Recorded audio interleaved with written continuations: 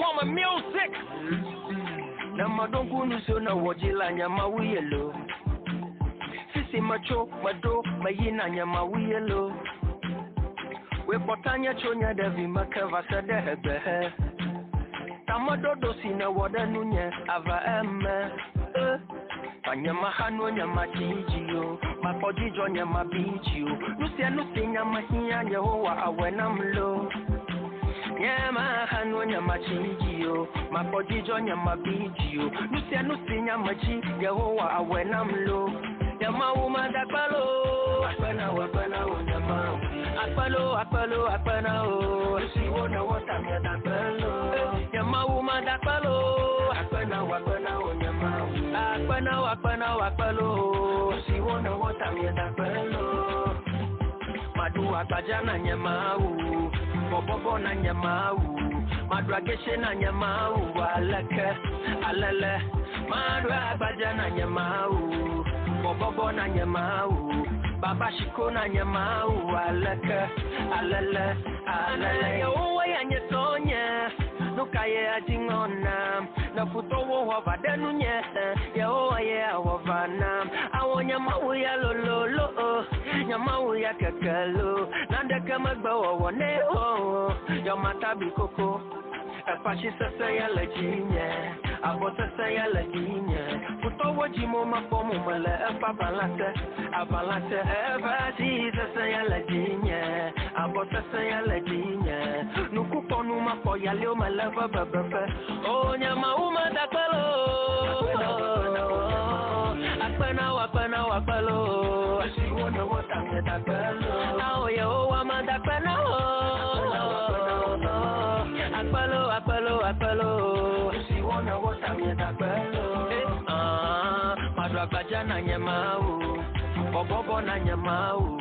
Madu ageshe na nyama u. Alele. Madu akaja na nyama u. Bobobo na nyama u. Baba shiko na nyama u. Alele. Akpana o nyama u. Nusi wona wata miadakalo. Akpana o nyama u. Nusi wona wata miadakalo. Le regard. Suivez le regard sur l'actualité, le développement et la culture tous les mardis et jeudis à partir de 14h30 sur Métropolis, la 97.1 FM. Une émission qui vous est présentée par Noélie Assobavi. Mesdames, Messieurs, bonjour et bienvenue dans votre émission spéciale municipale 2025. Aujourd'hui, la ANC face aux défis locaux. Alors que les Togolais sont appelés aux urnes le 17 juillet prochain pour élire leurs conseillers municipaux, les partis affûtent leurs arguments, leurs projets et leurs équipes. Aujourd'hui, nous mettons le cap sur l'Alliance nationale pour le changement, ANC, formation politique de l'opposition historique dirigée par Jean-Pierre Fabre, à la fois une figure de proue et une figure emblématique de la démocratie togolaise.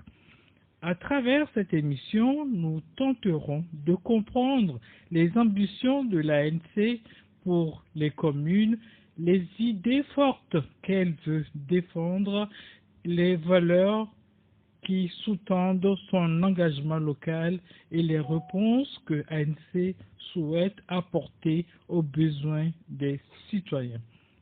Pour en parler avec nous, nous recevons un invité spécial, Monsieur Francis Pedro Amzou, secrétaire général adjoint, conseiller chargé des relations avec les médias. Monsieur Pedro, bonjour et merci d'être avec nous aujourd'hui. Bonjour, Madame Assobavi. Bonjour à vos auditeurs. Dieu fasse que notre pays puisse se retrouver sur ses deux pieds.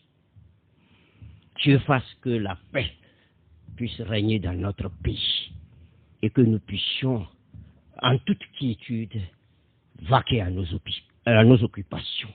Merci pour l'invitation. Nous sommes impatients de vous entendre sur cette thématique essentielle, l'ANC face aux défis locaux. Alors, commençons par l'essentiel. Quelle est la vision de l'ANC pour les communes du Togo? C'est résumé en un petit mot, hein. Le bien-être des populations togolaises. Et dans ce bien-être-là, quand on décortique, on va voir que c'est grand. Quand les Togolais vont vivre, vont avoir le minimum vital, vont pouvoir se soigner bien, leurs enfants vont aller à l'école dans les bonnes conditions, les jeunes ont du travail, je ne dirais pas les vieux, mais les personnes âgées et qui sont à la retraite ont des conditions acceptables. Même ceux qui ne sont pas des retraités, qui ont travaillé pour leur compte, quand même, que ces gens-là qui ont servi la nation puissent quand même, dans leurs vieux jours, se retrouver et se dire, nous avons fait notre part. Bien sûr, dans nos contrées, l'agriculture, eh bien, un pays qui ne peut pas se nourrir, c'est des problèmes. Donc, nos paysans, est-ce qu'il y a une réelle politique pour que tout ce qu'ils font dans nos contrées puisse leur servir? Eh bien, les marchés. Vous savez qu'au Togo, je tire un coup de chapeau toujours à nos mamans. Parce que sans elles, ce pays ne sera rien du tout. Vous voyez une bonne dame qui est au bord de la route qui vend des cacahuètes. C'est à partir de là que la mamite va bouillir à la maison. Alors, une place spéciale pour nos mamans. C'est pour ça que j'ai dit le bien-être tout court. Et quand on décortique, on voit beaucoup de choses à la fois. C'est ça le programme, le projet de société de l'ANC. Voilà, résumé en peu de mots. Alors, dites-moi, M. Pedro, pourquoi l'ANC accorde-t-elle une importance particulière à ces élections municipales? D'abord, la décentralisation, c'est une bonne chose. C'est-à-dire que vous avez des dirigeants qui sont proches de la population. C'est-à-dire qu'ils comprennent les besoins de leur population et qui s'y attellent pour pouvoir satisfaire ces besoins vitaux. Donc, que ce soit les municipales, les régionales, c'est très très important pour un parti politique qui aspire à gouverner le pays. Donc pour l'ANC, l'accent est mis sur le développement à la base.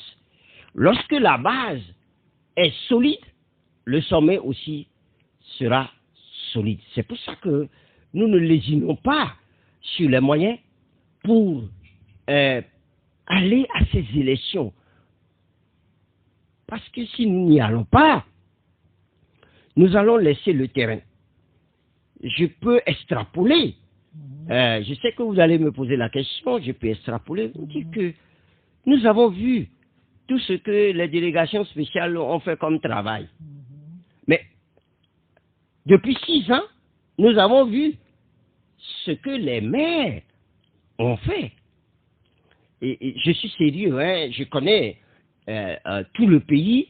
Je sais que il y a certaines mairies, la majeure partie des mairies n'ont pas les moyens nécessaires pour faire grand-chose.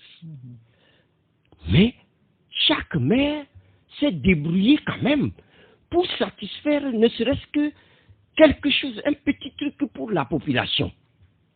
Alors, les mairies que nous avons gérées, moi-même je suis conseiller au Golfe 1. Vous ne pouvez pas imaginer tout ce que nous avons fait. le conseil municipal a fait beaucoup de choses. Vous êtes là dans une commune dirigée par un maire de l'ANC, Golf 4. Mais les réalisations en 6 ans, mais c'est extraordinaire. On aurait pu faire mieux. Mais il y a beaucoup de choses à faire à la fois. Mais en 6 ans, bloc de maternité par ici, et réaménagement des centres de santé par là, réhabilitation des écoles par ici, table banc pour nos enfants, les élèves par là, et l'électrification par là, par-ci et par là. Mais ce qu'on n'avait pas avant, c'est que nous voyons que la décentralisation apporte quelque chose de probant à la population. C'est pour ça que l'ANC met l'accent sur la participation à ces élections-là, que ce soit les municipales ou les régionales. Alors, dites-moi, en quoi la décentralisation est-elle, selon vous, un levier de changement réel dans la vie quotidienne des citoyens? Ben, j'ai déjà même répondu à cette question, mais je vais l'approfondir. Ouais. Voyez-vous, nous prenons une pyramide. Disons que le président de la République est en haut. Et à la base, ici, quand il y a un problème à la base, avant que l'information ne quitte la base pour aller au sommet, ça met du temps. Or, lorsque les communes qui sont proches, les mairies qui sont proches des populations, directement, les mairies sont au même niveau que la base. Donc, très rapidement, les informations vont atteindre les premiers responsables de la commune. Et c'est très important. Et regardez, je donne un exemple. Hein. Supposons que il y a eu un poteau électrique est tombé et a barré la route. Si l'information doit quitter pour aller jusqu'au président de la République avant qu'une décision ne soit prise pour venir enlever le poteau électrique qui est tombé par là, ça sera difficile. Mais dès que le maire est informé, le service technique de la mairie se met en branle tout de suite. Nous appelons ce service technique la DST. Très vite, la DST, la direction des affaires techniques, va se mettre immédiatement en branle et on viendra enlever le poteau et permettre que la circulation soit fluide. C'est pour cela que la décentralisation est une bonne chose. Et ceux qui ont imaginé cette gouvernance locale-là l'ont bien imaginé. Parce que petit à petit, quand la base est solide, le haut sera consolidé. Voilà, c'est pour ça que c'est très bon. Nous, la décentralisation est très importante pour nous. Seulement que nous pensons qu'on pouvait le faire mieux encore chez nous. Nous avons 117 communes sur le territoire national. Je crois que c'est beaucoup. Parce que quand les mairies n'ont pas suffisamment de l'argent pour pouvoir mettre en branle leur politique, c'est très difficile. Je prends un exemple comme ça, 2 ou 3 exemples comme ça. Vous prenez le Golf 4, le budget caracole entre 5 milliards. 5 milliards. Vous prenez le Golf 1, le budget caracole entre 4 milliards. 3 milliards 500, 4 milliards. Mais dès que vous quittez ces 2 communes-là, les autres communes, ça souffre. Ça souffre. Nous avons des communes où, ce qu'ils ont pu récolter comme argent dans les marchés pendant 1 mois, c'est 36 000 francs. Avec 36 000 francs, qu'est-ce qu'on va faire avec ça? Ça ne peut même pas mettre du carburant dans le véhicule du maire. C'est pour cela que moi, en tout cas à l'ANC, nous pensons que il faut revoir ces choses-là, mettre les communes, refondre un peu les communes pour leur permettre d'avoir les moyens. Parce que c'est vrai que l'OTR doit venir prendre les impôts. Mais dans les communes où il n'y a rien, il n'y a même pas de... Il n'y a aucune industrie. Il n'y a même pas... Où est-ce que l'OTR va aller prendre de l'argent? Sinon, que c'est dans les marchés là qu'on peut aller trouver quelque chose. Les mairies ne peuvent pas vivre de la subvention de l'État. La subvention de l'État suffirait tout juste pour payer quelques salaires. Parce que chez nous, là, je ne sais pas combien il vient. Parfois, c'est 16 millions. On dit que c'est 16 millions. Si ça va trop, c'est 30, 32 millions. Qu'est-ce qu'on fait avec cet argent-là? Et l'État dit, vous donnez une partie à Anadeb, pour que Anadeb puisse vous faire quelques réalisations. Et le reste, là, qu'est-ce qu'on en fait? Mais c'est pour ça qu'il faut refondre les mairies. Et l'État doit comprendre cela très rapidement pour le bien des populations. On peut mettre ensemble 3 mairies. Hein. Je prends par exemple les 2 mairies du Bas-Mono. On peut en faire une seule mairie. Comme ça, ils auront un peu plus d'étoffe pour pouvoir travailler. Mais Golf 4, bon, Golf 4 peut se suffire. Golf 1 peut se suffire. Mais même aller à Agouenivé ici, il y a 6 communes à Agouenivé. Je suis certain que quand vous prenez le budget d'une mairie à Agouenivé, je ne sais pas si ça atteint 100 millions. Je ne sais pas. Avec ça, on ne fera pas grand-chose. Voilà, c'est comme ça. Nous voyons les choses à l'ANC. Les campagnes ont commencé. Monsieur Pedro, quelles sont les valeurs fondamentales que vos candidats défendent à l'échelle locale? Avant de répondre à votre question, l'ANC vient à peine de rentrer en campagne. Pourquoi? Parce que vous n'êtes pas sans savoir que ces derniers temps, il y a eu des choses dans notre pays et il y a eu des morts. Un parti responsable ne peut pas ignorer cela. Ce parti qui ignore cela n'est véritablement pas un parti. Donc, nous avons dit, lorsque les populations pleurent, eh bien, nous devons pleurer avec ces populations-là. Donc, nous avons prôné, nous avons rogné nos freins pour aller voir ces familles-là endeuillées, aller voir les blessés, essayer de leur apporter un peu de compassion.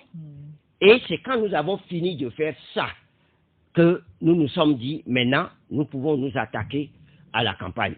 Je dirais que moi-même, je suis rentré en campagne aujourd'hui même. Donc, ça, c'est pour... Mais quelles sont les valeurs que nous prônons? Ah bah, première valeur, transparence. Deuxième valeur, efficacité.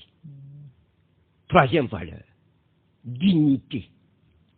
La transparence, c'est-à-dire que l'équipe communale est redevable, c'est-à-dire doit faire la reddition des comptes, doit démontrer que l'argent public doit être bien géré. Parce que si ce n'est pas bien géré, vous êtes sûr que les populations n'auront pas leur compte. Vous voyez la peau de chagrin, les budgets sont des peaux de chagrin. Et s'il faut encore faire des trucs dans ces budgets-là, les populations n'auront pas de compte. C'est pourquoi nous disons la transparence. Il faut gérer à bon escient les fonds publics. Et l'ANC met un accent particulier là-dessus. La reddition des comptes. Deuxième chose, l'efficacité. Ah oui, si vous n'êtes pas efficace, vous ne saurez même pas faire un budget normal qui satisfasse les besoins vitaux de la population. Voyez-vous? Et vous n'avez pas beaucoup d'argent. Mais si vous êtes efficace, le peu que vous avez, vous allez l'utiliser à bon escient pour satisfaire les besoins, surtout les besoins vitaux de votre population. Efficacité. Qu'est-ce qu'il faut faire? Quel projet il faut mener pour que, projet dans le domaine de la santé, projet dans le domaine de l'éducation, projet dans le domaine surtout de la salubrité. En tout cas, et pour nous, on en parle tout à l'heure. Oui, sur ces projets-là, c'est l'efficacité à bâtir ces projets-là que nous mettons en œuvre. La dignité. Alors, dites-moi concrètement, qu'est-ce qui distingue un conseiller municipal ANC des autres? La vérité. En un mot. La vérité. Qui dit la vérité fait tout bien. J'aime à dire que quand on veut bien faire, on fait bien. Voilà la vérité. Et c'est ça qui manque au Togo cruellement maintenant. Nous ne disons plus la vérité au Togo. Nous autres Togolais, nous aimons qu'on nous mente tout le temps. Et c'est ça qui complique la situation dans notre pays. Réapproprions-nous la vérité, vous allez voir que tout va marcher. Monsieur Jean-Pierre Fabre a toujours été un fervent défenseur de la gouvernance de proximité. N'est-ce pas, monsieur Pedro? Je vous assure. Peut-être on dira que, comme on le dit en Mina, Ablou Saton, ça n'a Ablou Fafa. Alors, non, ce n'est pas ça. Ce n'est pas ça. Je suis de l'ANC, mais l'homme politique Jean-Pierre Fabre que vous venez de dénoncer, je vous assure, je pense que c'est quelqu'un qui s'est sacrifié beaucoup, qui se sacrifie tout le temps, malgré les colibés, malgré les dénigrements, malgré les mensonges qu'on jette sur lui tout le temps. On rentre même dans sa vie privée. On dit des choses, bon, vraiment, que quelqu'un de normal ne peut pas dire. Mais il est là, stoïque, et il fait face, malgré tout ce qui se dit. Donc, il est accroché. Vous allez le voir. Ceux qui visitent sa mairie là, c'est quelqu'un, tous les vendredis, il est sur le terrain. Chaque semaine, tous les vendredis, il est sur le terrain. Il va voir de lui-même comment les choses se font. Et c'est cet homme-là que nous vilipendons. Mais Dieu fasse qu'un jour, les Togolais puissent se ressaisir et reconnaître que ce monsieur, il s'est donné, et il se donne tous les jours pour notre pays. Alors peut-on dire que ces élections s'inscrivent dans la continuité du combat démocratique que mène votre président, M. Jean-Pierre Fabre, depuis plusieurs décennies? Je voudrais vous dire que ce n'est pas seulement M. Jean-Pierre Fabre qui mène ce combat. Il y en a d'autres qui mènent ce combat. Mais à l'ANC, nous n'avons pas un Dieu. Non. Et ceux qui peuvent venir à notre bureau national, le débat est rude. C'est pas ce que le président vient dire que nous tous nous applaudissons. Non. Le président amène des idées.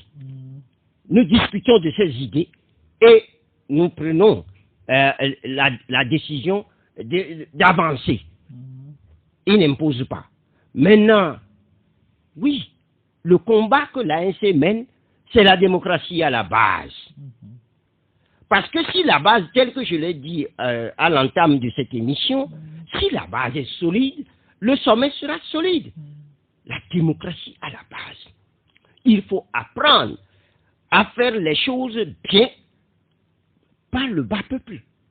Quand le bas peuple est satisfait, vous êtes sûr que vous allez monter facilement les escaliers et vous n'aurez même pas à souffrir. Donc, c'est très important la démocratie à la base, c'est très très important la décentralisation. Alors, quelles leçons la NT peut tirer de sa participation au municipal de 2019?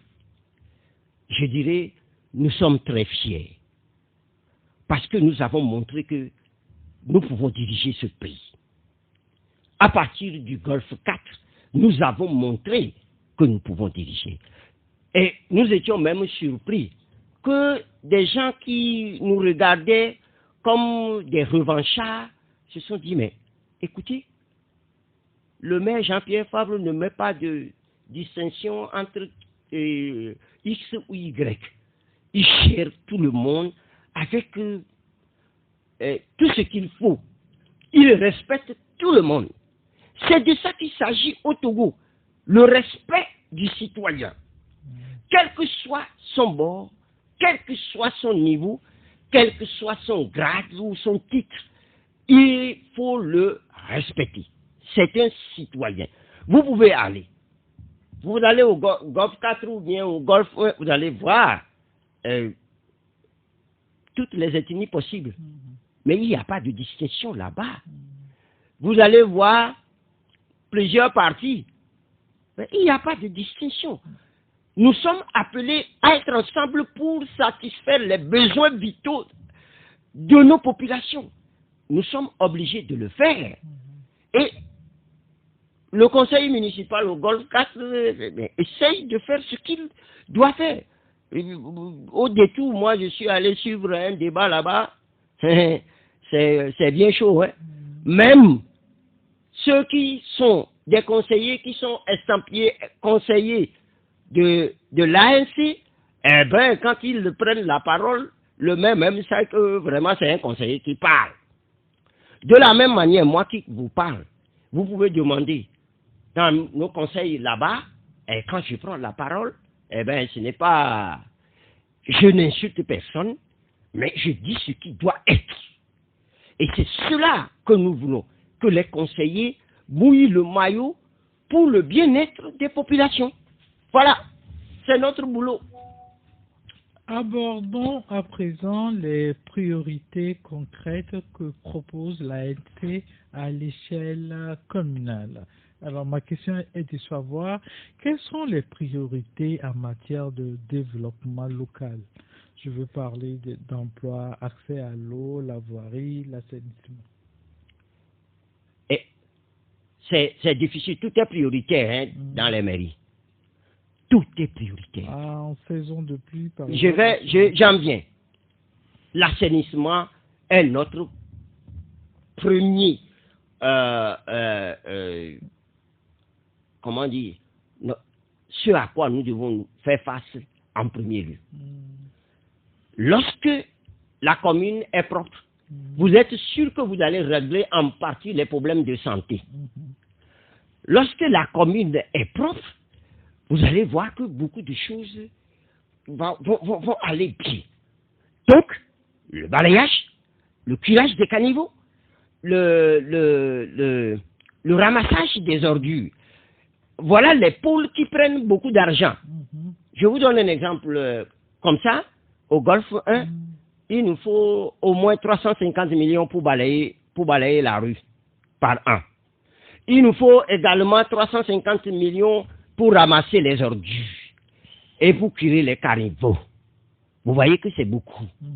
L'accent doit être mis. Parce que on dit un esprit sain dans un corps sain. C'est ça, non? Oui. Quand l'esprit est propre, mais le corps n'est pas sain, vous ne pouvez rien faire. Donc, priorité, première priorité, assainissement. Deuxième priorité, c'est la santé. Lorsque vous avez fini de faire les choses proprement, vous devez vous occuper de la santé de la population. C'est important, très très important. Ce qui veut dire que vous devez vous occuper du fonctionnement des centres de santé. Parce que pour les communes, ce sont les centres de santé qui sont sous notre coupole. Donc, faire en sorte que ces centres de santé-là soient quand même quelque chose de bien, où le malade ne vient pas ramasser encore les maladies en plus dans les centres de santé. Il faut les réaménager. Et c'est ce à quoi nous nous sommes attelés pendant 6 ans. Ensuite, faire en sorte qu'il y ait assez d'infirmiers, de médecins pour s'occuper des gens. Et faire en sorte que si nos mamans doivent aller accoucher, eh bien qu'elles accouchent dans de bonnes conditions. Une mère qui donne la vie et qui doit mourir, est-ce que c'est une bonne chose? Lorsque vous avez fini avec la santé, eh bien, vous devez vous attaquer à l'éducation. En tout cas, c'est parallèlement qu'on fait ça. Hein. C'est-à-dire, on ne laisse pas, on dit on finit ça, on va prendre... Tout est à faire parallèlement et au même moment. Alors, l'éducation est notre dada. Les mairies ont sous leur coupole le préscolaire et le cours primaire. C'est beaucoup, hein. C'est la base large de l'éducation nationale. Et quand vous rentrez dans les classes, vous voyez 4 élèves par banc. Vous n'êtes même pas fier d'être maire dans une telle commune. Donc, notre problème, c'est de construire des salles de classe. Et nous en avons construit. Et nous devons en construire encore. Si les populations nous donnent l'onction, si nous construisons les classes, les salles de classe, il faut y mettre des bancs. Il faut faire en sorte qu'il y ait la lumière pour permettre quand même que les enseignants puissent faire correctement leur travail. Vous voyez, ça va être 3e priorité. 4e priorité, et c'est là où nous avons suffisamment de problèmes, c'est l'emploi des jeunes.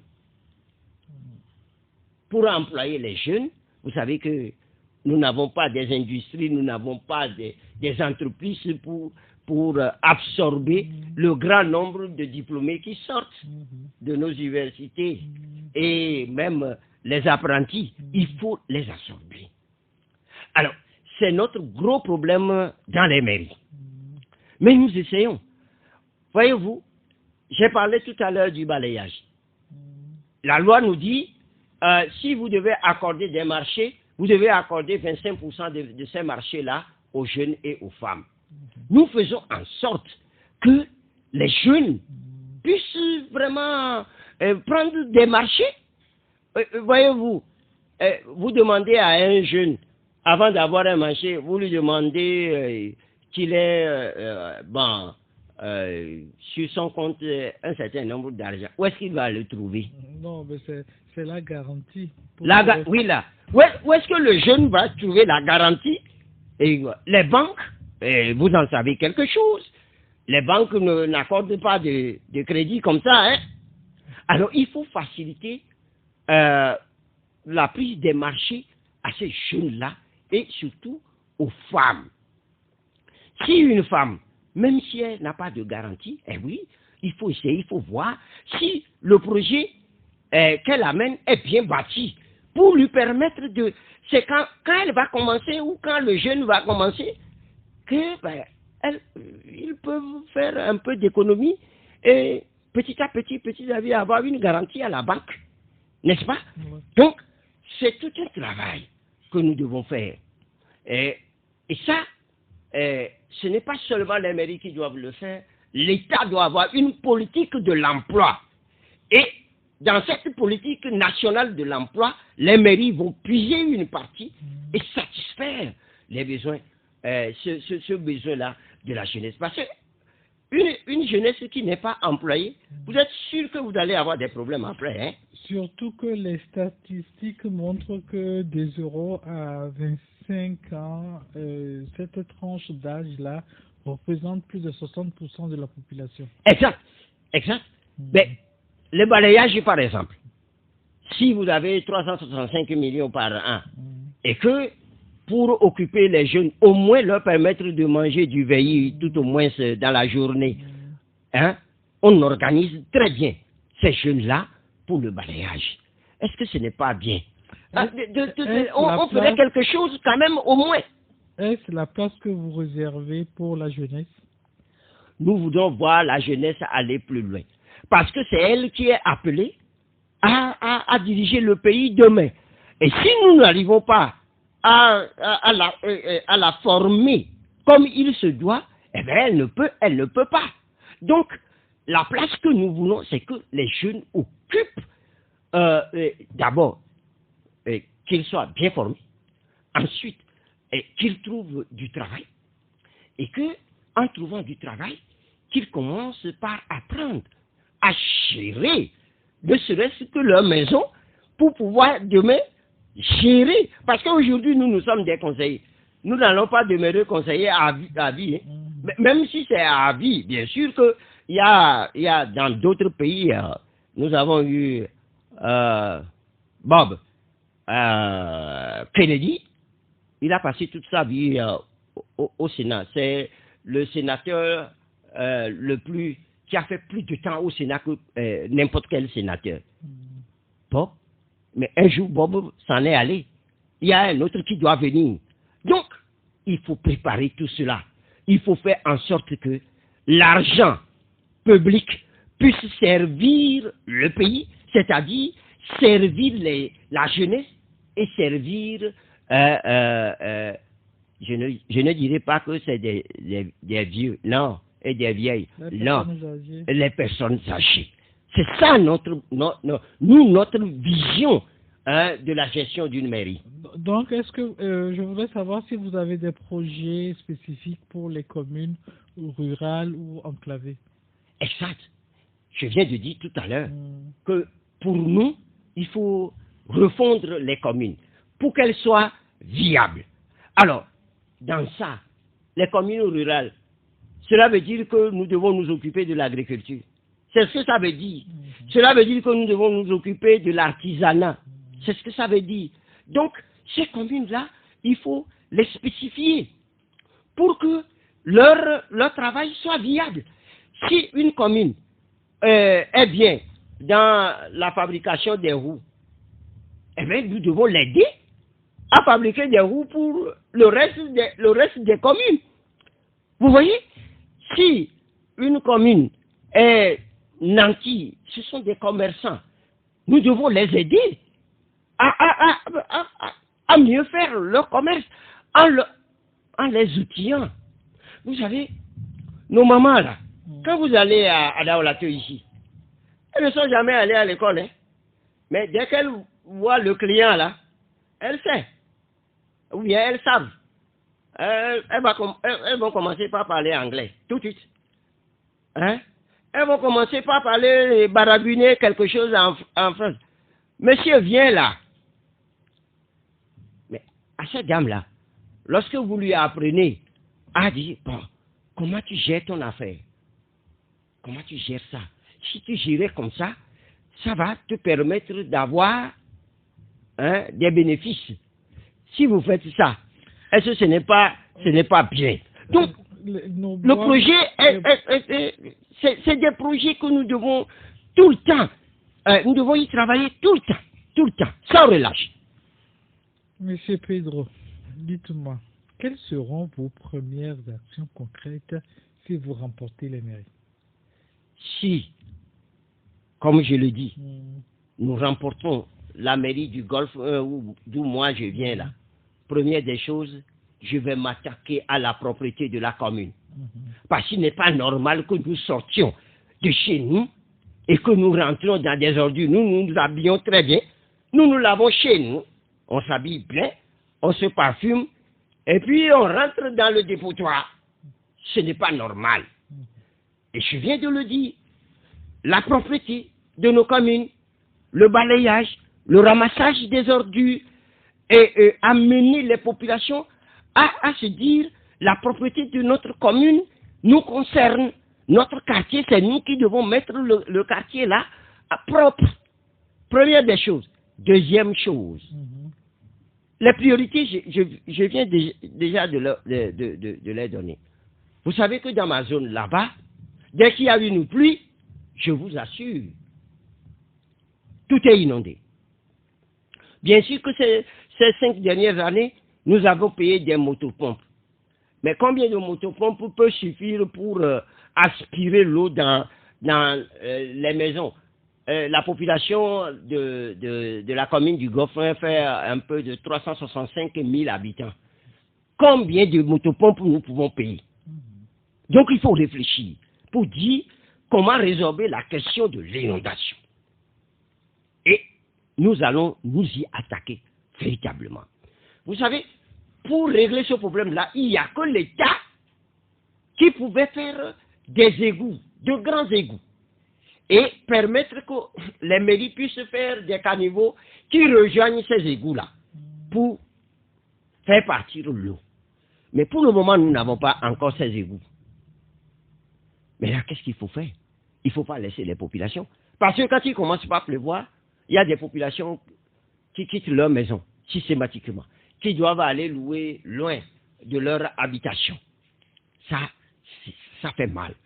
Moi, je mets les bottes pour aller voir des choses comme ça, pour être avec les populations. Donc, pour nous, quand nous allons venir, nous allons avoir cette mairie-là, la commune sera subdivisée en 6 ou en 7. Et chaque commune, nous allons y mettre des camions Spiros qui vont aider les populations à pomper l'eau dans les maisons et à les envoyer loin. Parce que les motopompes sont limitées. Si la motopompe a des câblages, des tuyaux à peu près des tuyaux de 50 mètres, quand ça pompe l'eau ici, ça envoie ça à 50 mètres, c'est que l'eau va revenir dans les maisons. Il faut imaginer, en attendant que l'État prenne sur lui de commencer par créer des égouts pour nous permettre de résolver le problème de l'inondation. C'est le deuxième projet phare auquel nous allons nous attaquer, et sérieusement. Et nous avons les moyens. La commune a les moyens. Troisième chose, mais regardez les rues dans nos quartiers. Eh bien, ça fait mal. On ne peut pas assister à ça. Le Togo est indépendant, ça fait 65 à 66 ans bientôt. Et vous ne pouvez pas circuler dans nos quartiers. Non. Le reprofilage des rues. Les mairies n'ont pas les moyens pour faire des goudrons. Parce que ce n'est pas avec 5 milliards, 7 milliards qu'on fait des goudrons. Mais la mairie a les moyens pour reprofiler les rues. Et imaginez comment reprofiler ces rues-là pour ne pas mettre de la boue, pour dire on a reprofilé les rues, mais mettre quelque chose de solide qui permet quand même que les rues soient praticables. Ça, là, nous pouvons le faire. Et en réfléchissant très, très, très bien. C'est la même chose. Je vous dis le programme de l'ANC comme ça. Quand je dis moi, je vous dis le programme de l'ANC partout.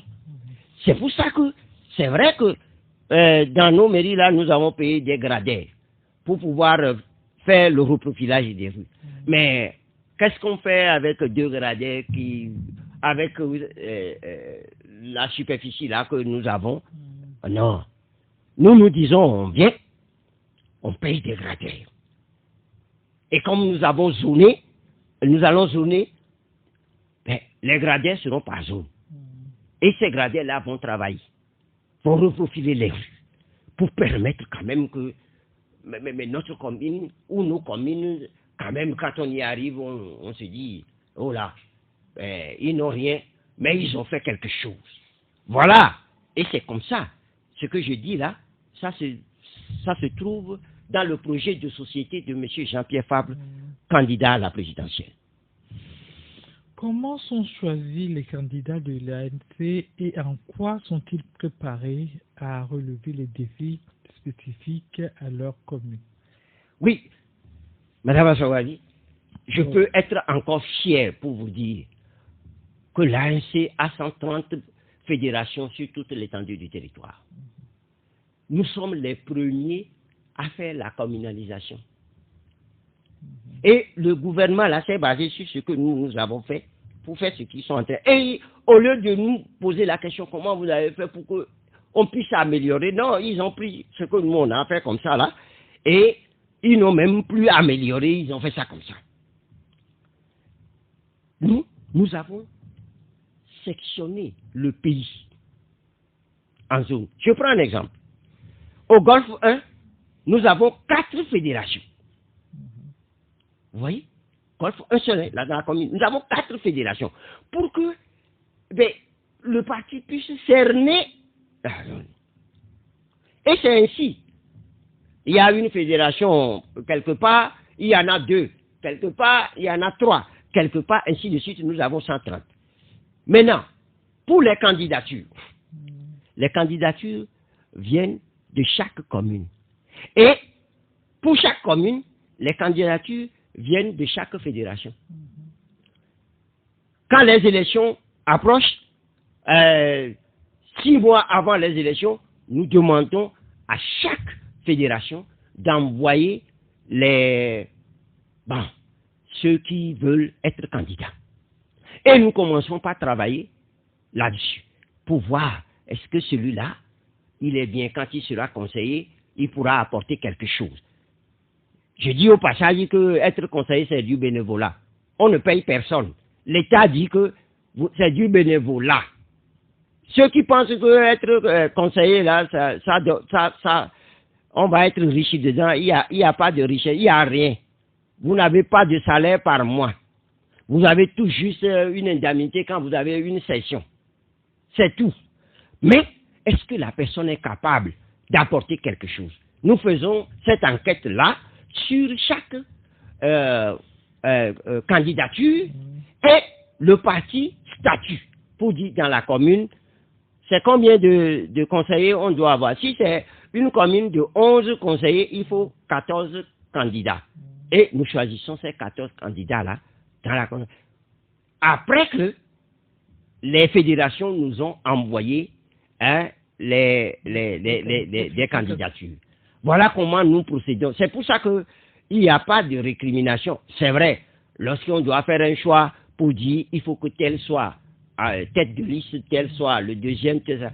Il y a quelques récriminations. Nous sommes des humains. Mais au-delà de ça, non. Tout se passe normalement.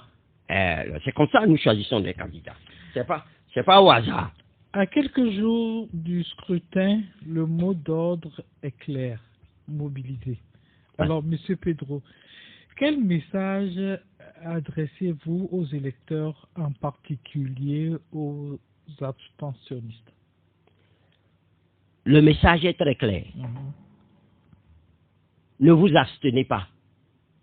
Pas d'abstention. Ne dites pas comment les rendez bon. Ça, c'est une erreur monumentale. Lorsque vous ne participez pas, le peu qui participe va vous gouverner.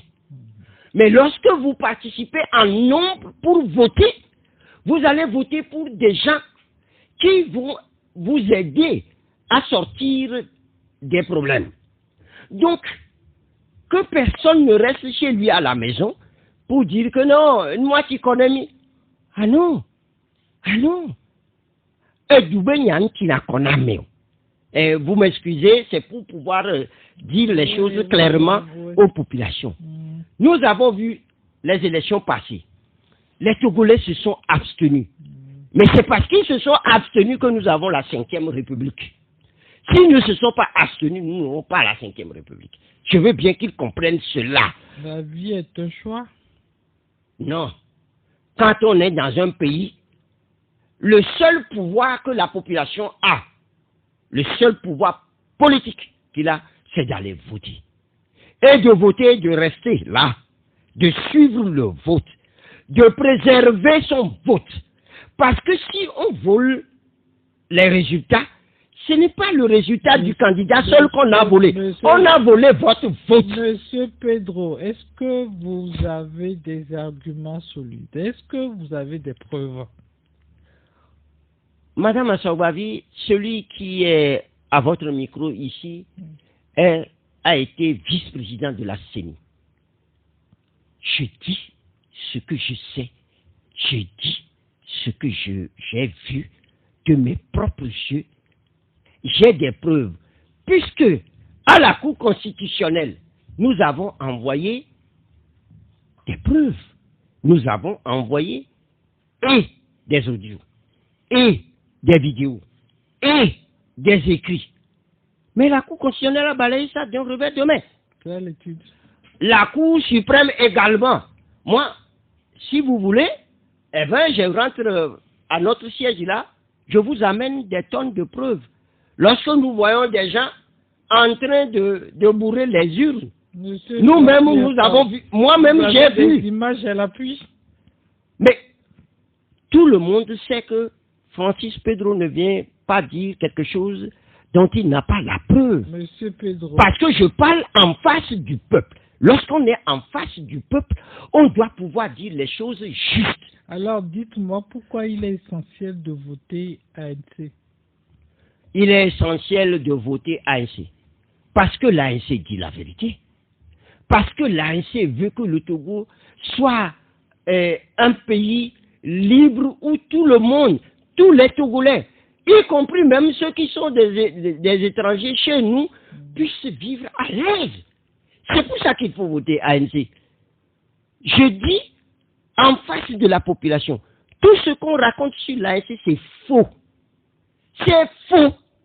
On fait ça pour noircir seulement l'ANC. Mais nous sommes égaux à nous-mêmes. Nous le disons clairement, parce que nous sommes devant Dieu. Et ce que nous disons devant Dieu, si c'est la vérité, Dieu est de notre côté. Mais malgré tout ce que les gens ont fait, les gens ont dit nous allons enterrer l'ANC. Mais ils n'ont pas encore enterré l'ANC. Eux-mêmes, ils sont déjà enterrés. Alors, ça veut dire ce que ça veut dire. Lorsqu'on dit que moi qui suis en face de vous, je ne vais pas appeler le nom des gens. Je ne vais pas appeler des gens. Mais l'argent là, qu'on prend pour corrompre quelqu'un là, les gens sont venus, non? Pas une fois, pas deux fois, pas trois fois, pas quatre fois, pas cinq fois. Ils sont repartis. Je peux le dire. Si vous voulez, je donne un exemple typique. Non. Voilà. Mais je ne vais pas donner de nom. C'est tout. Un exemple typique. Je peux le dire. Et je suis fier. Madame Assawavi, je n'ai pas peur de marcher dans la rue. Je n'ai pas peur de prendre du zémidjan. Je n'ai pas peur de manger mon aïmolou au bord de la route. Parce que c'est ce que ma position me permet de faire. Je n'ai pas honte de ça. Mais quand je fais ça, et quand les gens disent que je suis incorrompu, vous ne savez pas quel mal on nous fait. Parce que ça nous réduit. On nous empêche d'avancer. Parce que c'est très difficile de faire la politique chez nous, au Togo. C'est extrêmement difficile. Et je sais, ceux qui corrompent les gens là, hein, ils savent qu'il y a des gens qu'on ne corrompt jamais. Et parmi ces gens qu'on ne corrompt pas là, il y a celui qu'on appelle M. Jean-Pierre Fabre. Et puis après, nous, on vient derrière. Sinon, les postes qu'on lui a proposés depuis être président du Sénat, c'est chaque jour que les gens viennent. Et ça, je ne vais pas oublier, je vais le dire quand même. Et on est allé chercher Raila Odinga depuis le Kenya pour venir dire à M. Jean-Pierre Fabre, il faut qu'il soit ministre, il faut qu'il soit premier ministre, il faut qu'il soit sénateur et machin. M. Raila Odinga a pris son avion, il est venu ici, il est reparti au Kenya. C'est comme ça. Au moins, je peux dire ça. Je peux dire que les Louis Michel ont tout fait. Peut-être qu'ils ont pensé aider M. Jean-Pierre Fabre. Peut-être qu'ils sont venus... Qu'est-ce que ça veut dire quand on aide Jean-Pierre Fabre? Qu'est-ce que ça veut dire? Ça ne veut rien dire. Si on aide le Togo, oui. Mais si on veut aider M. Jean-Pierre Fabre ou on veut aider un Francis Pedro, ça ne veut absolument rien dire. Mais quand on aide le Togo, cela veut dire que M. Jean-Pierre Fabre va trouver son compte. Cela veut dire qu'un certain Francis Pedro va trouver son compte. Voilà comment nous réfléchissons dans notre parti. Et je le redis, tout ce qui se raconte là sur nous, c'est des mensonges.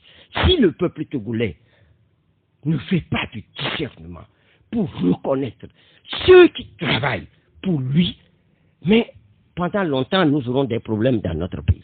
Est-ce que l'ANC envisage des mécanismes pour maintenir le lien entre les élus et les électeurs après les élections? Parce qu'on sait souvent que lors des campagnes, il y a de ces promesses-là, et puis après... Je viens de vous le dire tout à l'heure même. J'ai dit, il n'y a pas de vendredi, hein, M. Jean-Pierre Fabre est dans la rue. Il visite, vous pouvez vous informer. Il visite, il va voir les chefs, il va voir les CDQ, il va voir la population. Il est là au moment où il faut curer les caniveaux. Il est là au moment où il faut mettre une ampoule quelque part. Il est là, mais est-ce que ce n'est pas maintenir un contact avec la population? Quand il y a problème, imaginez la dernière fois, il y a eu un incendie au grand marché de Lomé. Je ne veux pas parler parce que quand je parle de l'incendie du grand marché, nous l'avons payé cher. Nous n'en savons rien, mais nos collègues ont fait, il y en a qui ont fait 5 ans de prison gratuitement, il y en a qui ont fait 3 mois de prison, 6 mois de prison gratuitement. Mais la dernière fois qu'il y a eu... Oui, la dernière fois qu'il y a eu incendie. Mais cette nuit-là, le premier à arriver sur les lieux s'appelle M. Jean-Pierre Favre. Et a mis à contribution les gradins de la mairie pour solutionner le problème. Parce qu'il fallait casser la maison qui brûlait avec les produits chimiques. Parce que personne ne peut rentrer, il faut des gradins. Il a mis les gradins de la mairie. Et il était là à inhaler le sulfate ou le sulfure là tout le temps. Alors, c'est ce travail-là que nous voulons faire. Parlons du climat électoral actuellement. Alors, Monsieur Francis Pedro, comment l'ANC perçoit le déroulement de la campagne? Catastrophique. Pourquoi? Nous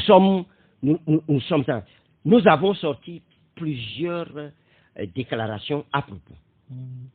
Nous avons interpellé la CENI pour dire, est-ce que vous savez que depuis que ces élections-là se préparent, nous n'avons pas un chronogramme? Or, la loi dit qu'il faut faire un chronogramme pour permettre à tous ceux qui veulent participer à ces élections-là de savoir à quel moment ça va se faire, à quel moment ça va se faire. On ne fait pas une élection comme ça, on se lève, on peut dire, aujourd'hui on va faire ceci. Non, c'est tout un programme qu'on établit. On dit, de tel jour à tel jour on va faire ça, de tel jour à tel jour. Nous n'avons pas de chronogramme. Nous avons réclamé ce chronogramme-là. Jusqu'à présent, nous n'avons rien. Maintenant, c'est au pifomètre que les choses se font. Alors, nous avons même le recensement. Nous avons fait un travail utile. Nous avons appelé la CENI fatiguée. Mais la façon dont vous faites les choses là, ce n'est pas bon. Revenez. Personne ne nous a écoutés. Alors, les autres choses qui se font, on décide comme ça. Nous ne savons même pas, on a trouvé un décret, par là on dit, bon, les élections vont avoir lieu tel jour. Non. Les partis politiques doivent préparer les militants. Et je vais dire ceci. On est en plein dans l'organisation des élections. La CENI nous dit, pour la centralisation des résultats dans les CELI, bon, dès que ça c'est fait, il n'y a que le président de la CELI et le membre de l'administration seul qui vont aller avec les techniciens pour essayer de remettre ce dans le système. Mais c'est de la fraude. Ça s'appelle de la fraude à grande échelle. Supposez qu'on a fait un dépouillement normal dans un bureau de vote. Le résultat arrive dans la CELI. On fait un dépouillement de tout ça. Et on dresse une feuille des résultats. Maintenant, on chasse tout le monde. C'est le président de la CELI là qui rentre dans son bureau avec le membre de l'administration que nous connaissons. Et c'est eux maintenant qui vont maintenant mettre dans le système numérique ces résultats-là. Qu'est-ce qui me prouve que quand AFC aura 20, on ne va pas mettre 2? Monsieur Mais je nous connais au Togo. Moi-même, j'étais à la CENI. On volait les élections devant moi. On corrigeait les résultats que les présidents de bureau de vote ont amenés. Les choses ont bien évolué, monsieur. Je voudrais dire que sur ce chapitre-là, rien n'évolue. C'est pour ça que nous n'allons pas dire. Nous aussi, on se prépare. Nous, là, on se prépare. Et nous disons que ceux qui sont dans les bureaux de vote, vous travaillez pour la nation. S'il vous plaît, que personne ne vous demande de bourrer les urnes. Ce n'est pas bien. s'il vous plaît, vous qui venez avec des bulletins prévotés, ce n'est pas normal. Ça, c'est du vol. Monsieur Cessez de faire ça. Francis Pedro, les choses ont bien évolué au Togo. Les choses n'ont pas évolué. Quelle est votre évaluation de la couverture médiatique de cette campagne? Vous savez, j'aurais aimé, je suis journaliste moi-même, j'aurais aimé que les journalistes aient plein pouvoir pour couvrir les élections dans notre pays. Vous savez, quand vous allez au Sénégal, les journalistes, dès qu'ils ont un résultat quelque part, ils donnent. Ça, ce n'est pas la proclamation des résultats. C'est-à-dire le journaliste qui dit, dans le centre de vote X, il y a tel résultat, ce n'est pas la proclamation des résultats. Puisqu'il y a d'autres centres qui vont s'ajouter, qui vont s'ajouter, qui vont s'ajouter. D'ailleurs, la loi dit, la loi du Togo ici, la loi électorale dit que dès lors que le dépouillement est terminé, la fiche de dépouillement signée par toutes les parties est affichée. Voilà une fiche de résultat qui est affichée. Ça tombe dans le domaine public, non? Pourquoi on doit dire aux journalistes ce qui est tombé dans le domaine public, il ne faut pas le dire? Ça veut dire que quelqu'un veut voler. Non, pas forcément. Oh là, c'est forcément. Moi, je suis dedans dans les élections, maintenant il y a longtemps. Il y a longtemps. Donc, qu'on permette aux journalistes de faire leur travail. Parce que les journalistes sont des gens bien. Vous savez, le travail que vous faites, le travail que les journalistes font, les gens ne le savent pas. Hormis les journalistes qui mentent. Non. L'émission là que nous sommes en train de faire, c'est une émission d'éveil, de conscience. N'est-ce pas? C'est un grand travail. Et on doit vous féliciter pour ça. C'est pour ça que, de toujours, je me dis que dans ce pays-là, un jour, on doit avoir un budget conséquent pour les médias. Je me battrai toute ma vie pour ça.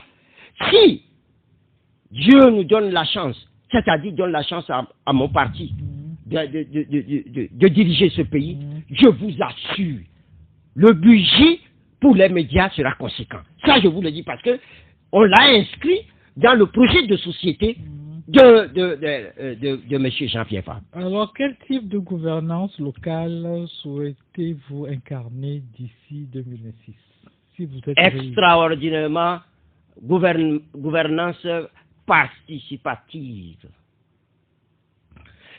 On ne saurait rien faire. C'est-à-dire, aujourd'hui, vous ne pouvez pas vous lever et dire, bon, moi, je vais construire un hôpital ici. Non. Oui, vous pouvez avoir l'idée de construire un hôpital. Mais vous devez discuter avec la population pour voir si en ce moment-là, là-bas, là, c'est un hôpital que cette population-là veut. Donc, discuter avec la population, discuter avec les CDQ, discuter avec les chefs traditionnels. C'est ça, une gouvernance participative. Parce que vous pouvez être grand-maire, c'est-à-dire c'est vous le maire le plus huppé de tout le monde entier. Quelqu'un, une bonne dame vend des cacahuètes au bord de la rue. Elle va avoir les meilleures idées que vous. Donc il faut écouter la bonne dame qui est là. Il faut l'écouter. Il faut lui demander, mais on veut faire ceci. Comment vous trouvez? Vous allez voir sa réaction. Parce que Dieu nous a donné tout. Ceux qui pensent qu'ils sont plus intelligents que les autres, là, ils se mentent. Dieu nous a donné tout. Chacun a une intelligence. Quand vous lui posez la question, il va vous donner, il va vous surprendre même. Même mon oncle qui est au champ là-bas, allez dans son champ, posez-lui la question. Il va vous donner les meilleurs moyens de gouverner un pays. Donc, pour nous, à l'ANC, c'est la gouvernance participative. Avant de conclure, M. Francis Pedro, un dernier message aux électeurs à la veille du scrutin. Je dirais à nos populations, et avec gravité, je serai, oui, parce que l'heure que nous traversons est délicate. Et je voudrais dire à tout le peuple togolais que voter pour des conseillers municipaux, c'est voter son propre bien-être. C'est voter son propre bien-être. Et de faire un choix judicieux. Pas un choix à la volée, bon, parce que celui-là, bon, il a porté une belle veste, ou celui-là, non. La personne peut porter une veste, mais sera un voleur à col blanc.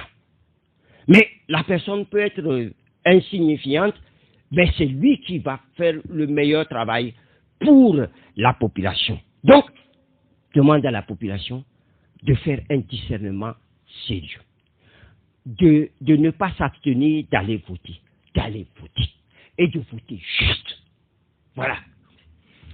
Merci à vous, Francis Pedro Amouzou, pour ces échanges clairs et engagés. C'est moi qui vous remercie, Madame Assogbavi, remercier toute l'équipe de votre radio. Ça fait plaisir de discuter avec Madame Assogbavi, que je connais depuis il y a des années et des années. Donc, ça fait vraiment plaisir. Vous faites là un très bon travail. Être journaliste, c'est quelque chose de très bien. Merci. Même si ça ne nourrit pas son homme. Merci. C'est moi qui vous remercie. L'ANC, comme nous l'avons entendu, place la proximité, la transparence et la justice sociale au cœur de son projet municipal. Le rendez-vous du 17 juillet est donc plus qu'un vote. C'est un acte de responsabilité citoyenne. Comme le disait Aimé Césaire, la politique, c'est l'art de faire en sorte que le possible soit réalisable. Et vous, chers auditeurs, merci de nous avoir suivis et à très bientôt pour une nouvelle émission. Le regard, suivez le regard sur l'actualité, le développement et la culture tous les mardis et jeudis à partir de 14h30 sur Métropolis, la 97.1 FM. Une émission qui vous est présentée par Noélie Assogbavi.